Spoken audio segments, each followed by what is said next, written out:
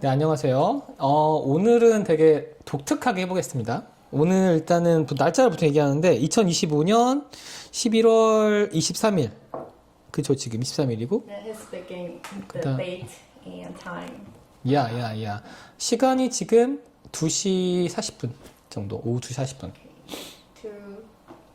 2:40 p.m. 야. 이렇게 얘기한 이유가 이 프로젝트 자체가 일종의 타임캡슐 같은 성격을 가지고 있어서 그래요. You're capturing this moment, so yeah, this line of time stamp is 그치. important. 어떤 거에 캡처하냐면은 Your life. Your life 되게 very long 하잖아요.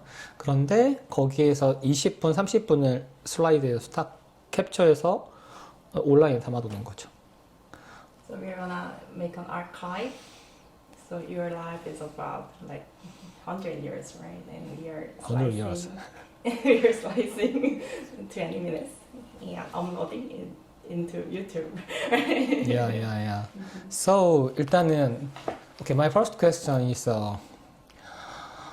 뭐 하시는 분이세요? 보통 그렇게 많이 물어봐요. What do you do? Yeah. For work? For work and 그냥 꼭 work 안 해도 돼요. Exhibition, your hobby, some kind of. What do you do? Yeah. Right now. What do I do? I work in tech because in the US you start with, you define your life with what you do for work. And I suppose I've adapted to that.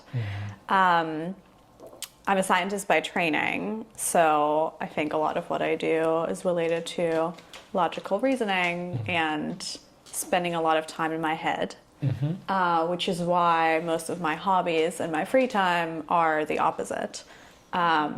Either being active, being outside, running, I practice yoga, Pilates, or some version of a creative outlet. I love museums. I live in a museum, so I spend a lot of time. Yeah, I spend a lot of time around art. I love art galleries. I paint. I'm not a painter. I just paint, which I enjoy. So on any given day, I'm somewhere on that spectrum, I suppose. 그럼 여기서 좀 궁금한 게 있는데, You have question? 야. 뮤지엄을 좋아한다고 하셨는데, 아트랑 뮤지엄, 이게 좀 별개니까, 뮤지엄을 좋아하시는 거예요? 아트를 좋아하시는 거예요? Oh, good. So you said museum and art, and do you think it is separate, like historical museum and art museum, or what do you mean by museum? Oh, I mean art museums. Although I like other types of museums too. We have the National History Museum in New York that has a giant dinosaur skeleton in its entrance. It's really cool. Yeah. I don't like the rest of the museum all that much, but the dinosaur is awesome. So I think I can get something out of museums no matter what kind. But the ones I visit the most, including the one I live in, are art museums. 그러면, 뭐지, 그 아트를 좋아하시는 것 같은데, 왜 좋아하시는 거예요? Why do you like art? I think it goes back to something you said earlier, which is we can look at day-to-day objects and more broadly life, I suppose, through our own eyes and perspective at any point in time. And we rarely stop to think about how it looks from anybody else's perspective, let alone try and interpret something that we see in a different way through our own eyes.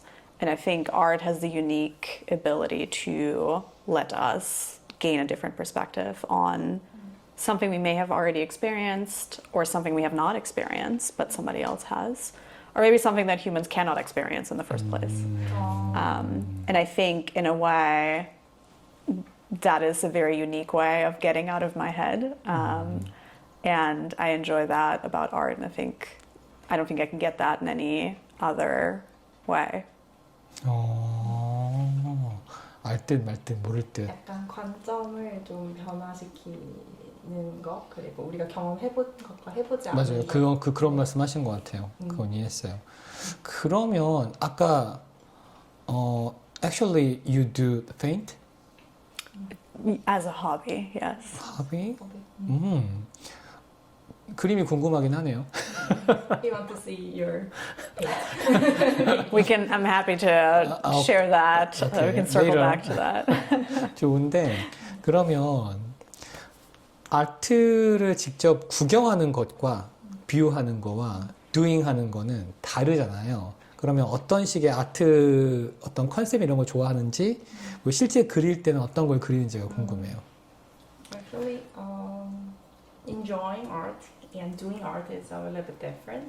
So he wants to understand what do you want to enjoy as an observer, enjoy art, and what do you want to create, like so, like the topic or your interest, yeah.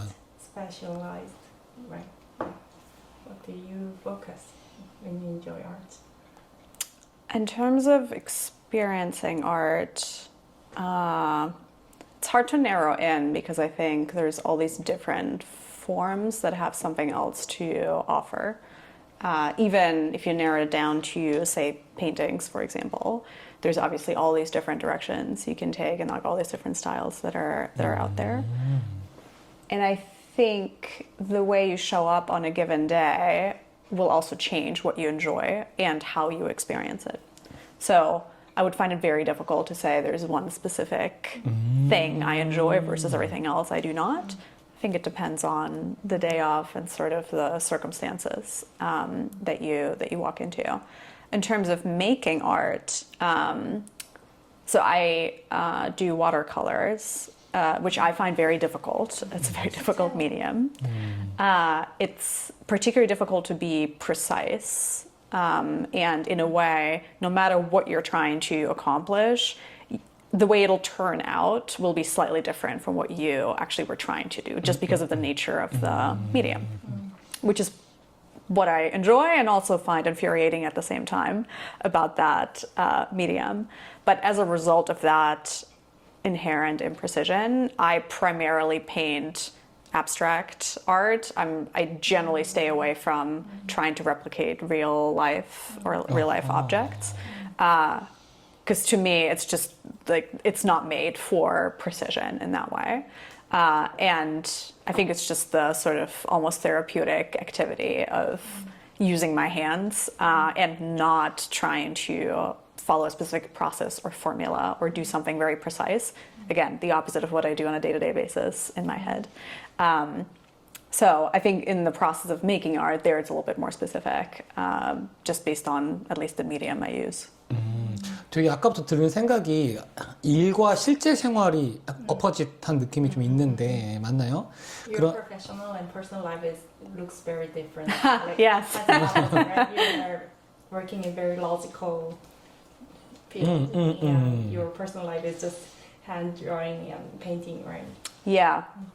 그렇죠. 이제 제가 일단 맞게 일단 캐치한 건 맞는 것 같은데, 자 그러면 궁금한 게 현재 일은 어떻게 하다가 하게 되신 거예요? 왜냐하면 실제 생활은 되게 좀 다르신데 현재 일을 어떻게 하다가 이렇게 하게 되셨는지 궁금해요. So like for him, like your personal life looks like real you, and so 이거 어떻게 설명하지? How on what way like you are in your professional field, like How did you end up there? Very different from who you are. 되게 짧아. it's great, I think. Yeah. Contributions from the Peanut Gallery. It's a great question. I enjoy math. I always did. And math led me to computer science, is the short version. And there is a part of my brain that enjoys logical reasoning and very precise rules and I suppose the ability to make predictions in a precise way, which is the scientific part of my job as well as my, I guess, academic training. I think structures and underlying rules make a lot of things simpler because there's a very clear right and there's a very clear wrong. That works well in business. That makes things easier. whatever problem it is you're tackling, you just have to figure out how to bring it back to first principles, essentially, in order to make the right decision. If you were to apply, I suppose, the creative side of my brain to those problems, you're going to have a very hard time figuring out what decision to make, because in a way, no decision is right or wrong. And that doesn't work in that universe. It works in my personal life because I think it gives me a deeper sense of empathy for other people and the ability to show kindness even in uncomfortable situations. It's just a different application in a different sort of context. So math is the answer to your question. But there's definitely other parts of my personality that I use, even at work. But I think they kind of come through in more nuanced ways. It's slightly less obvious. 그러면은 이것도 물어보고 싶은데 지금 현 시점에 우리 자주 하는 질문인데 가장 당신의 머릿속을 꽉 채우고 있는 어떤 단어? 어떤 주제? 이런 게 있는지 궁금해요. 현 시점에서. At this moment, what is the biggest word, one word, in your mind? Like, what is your biggest? 최근에 가장 많이 생각하는 게 있는지. What's in your brain? In one word. In one word, Yes. I would probably say kindness. Kindness. And the reason for that is, and sorry, you hear about this all day long, so this is going to be boring for you. I've been recently spending a lot of time studying the practice of yoga, which ahimsa or kindness is a core principle. And I find it interesting because it translates in all these different ways that are perhaps slightly less straightforward than the immediate sort of superficial understanding of kindness. I think people think of being nice and not being mean as the most basic form of it, but it translates in so many other ways. So that has been on my mind recently, and it's something I think about now regularly. 되게 마음에 든다. Yeah, I like that. 그럼 좀 더 깊게 물어볼게요. 지금 미국 상황이 카인드니스 하지 않잖아요. It is. 약간 조심스러운 질문인가? US right now is not kind. So 어떻게 생각하세요? 어떻게 해야 된다고 생각하세요? So what should we do like for flourishing more kindness? Yeah, especially in US. So I heard about that. 되게 많은 뉴스를 듣거든. So he got a lot of international news Yeah, about US. about US because So on Korean media there's lots of news from the international and especially focusing on US. So we have very strong dependency in economics and politics to US. So the Korean people are very used to having news from US. So 그리고 또 하나 지금 약간 최근에 조란 맘다니? 야, 되게 약간 뉴욕 시장 되신 분이 있잖아요. 그다음에 야, 뉴욕 메이어도 있고. 그러니까 그런 여러 가지 상황이 되게 내가 알던 미국하고 많이 달라. the current situation of US is very different from what he knew before.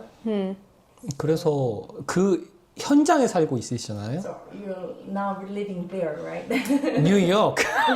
So That city, New York. yeah, 그렇죠. In US, also in New York. So 그 안에서 살고 있는 뉴요커로서 이 현 상황에 대해서 어떻게 생각하시는지, 그리고 아까 얘기했던 kindness, 이게 좀 더 어떻게 많은 사람들에게 받아들이게 할 수 있는지 이런 생각이 있는지 궁금합니다. 어떻게 되는지. 약간 어려운 질문인가? So how do you perceive your current situation as a New Yorker, like your surroundings, and so you're in the society, right? So how do you perceive those kinds of situation? And he also wants to know, then what should we do, like to have more kindness around the city, right?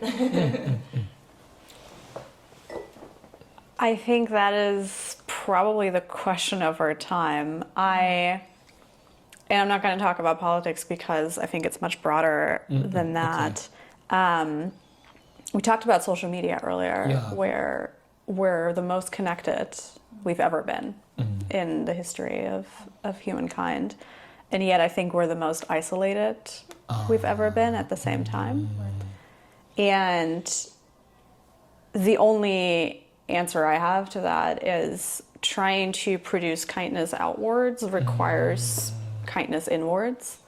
And so I think unless we each individually figure out how to be kind to ourselves, it'll be very difficult to figure out how to be kind to each other. But I think it also works the other way around. Showing kindness to others, even if you're not kind to yourself, tends to build kindness and I suppose the skill to be kind to yourself too. But I would argue, looking around, I think there's so much despair and criticism in how we interact with each other because we criticize ourselves and we compare ourselves to what we see from people we don't know, that we don't actually see as human beings. We just see them as pictures on a screen. And so the ability to truly connect with other humans and experience real kindness and real connection, I think is what might bring, I guess, kindness between us back, or might help build it. But it's difficult. It's not an easy thing to do. I think it requires discipline, and it requires a sense of honesty to yourself and to others, and it requires practice. And I think it also requires a level of clarity of mind that we perhaps have lost. Like we talk about attention span from, even teenagers and children now, which people are starting to get very concerned about, because we're our focus is so all over the place. We're bombarded with ads and other people's opinions and all these different things, because now we see everybody else doing the things that they're supposedly caring about and their version of that we have no time and space to think about ourselves in a calm, sort of undistracted environment. And so of course we're going to be impulsive and reacting to what's happening outside rather than turning inwards. And I think there's a lot of room for more turning inwards and gaining clarity of mind to be able to function better in a hopefully more kind society. 되게 와닿는 답변이다. 되게.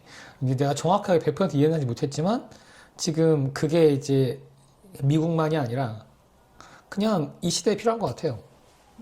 지금 생각은. Please. I totally agree with your idea that Yeah. so that is not US story, right? This is current Whole world. whole world. So 그런 거고. 너무 좋은데요. 자, 이제 마지막 질문 정도 되면 될 것 같은데. so this will be the last question. 약간 about your future 얘기해보죠. Let's talk about your future. 이건 약간 이건 좀 상상력이 필요한 질문인데 10년 후에 2035년에 이 영상을 당신이 봤다고 해보죠. 2025년에 지금 당신을 이 영상을 통해 보고 있어요. 당연히 과거겠지.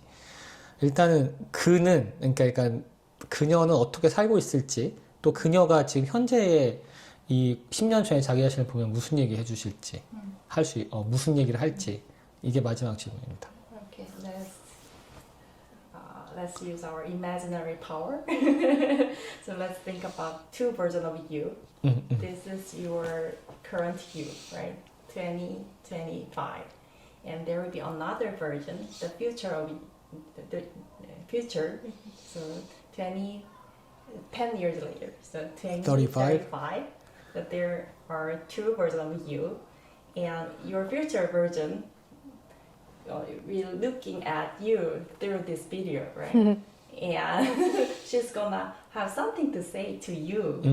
So could you imagine that, how your future self will talk to you something like, is there anything to say or speak to you from the future? Like, yes, yeah. That is such a nice question. I think a lot of people would benefit from asking themselves a similar question. We're so in our heads on a day-to-day basis and on autopilot. I don't think we ever, rarely, get the chance to step back and think about our trajectory of life from sort of a bit of a distance, I suppose.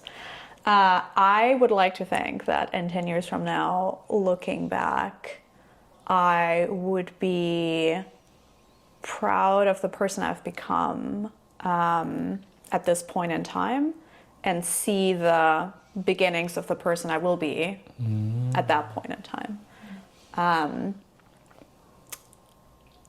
I hope it will be a nice, at that point, memory to look back on. I hope it will be, how do I describe this? Like going back for your photos and seeing a picture with a friend from a memory and a memory attached to it that you really enjoyed.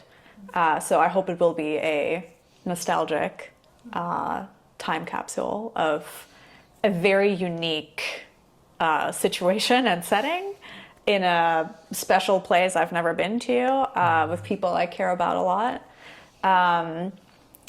And I think it will be a good experience. I think that will be very nice. Actually, I look forward to doing that. Any advice from her to you? Oh, yeah, nice question. Fantastic question, in fact, because I am really good at giving advice, but not following it myself. So this is going to send me in an interesting loop here. Probably trust the process. And, you know, whatever is supposed to happen is going to happen. Yeah. Nice word. Okay. Done. Thank you.